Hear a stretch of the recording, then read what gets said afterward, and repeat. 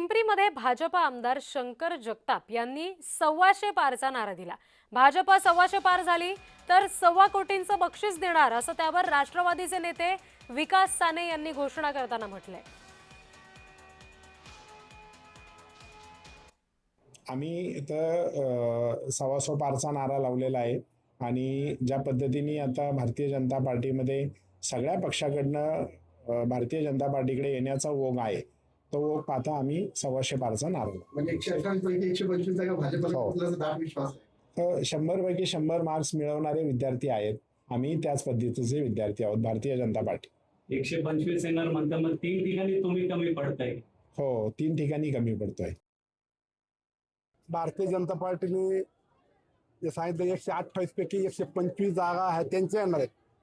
तर मला हेच कळत नाहीये की हा त्यांचा जो आत्मविश्वास आहे, हा आत्मविश्वास कोणत्या जोरावर ते बोलता हे मला माहित नाही। कारण आपल्या सर्वांना माहिती आहे शहरामध्ये आज ट्रॉफिकची एवढी मोठी समस्या आहे, भ्रष्टाचार एवढा मोठा झालेला आहे।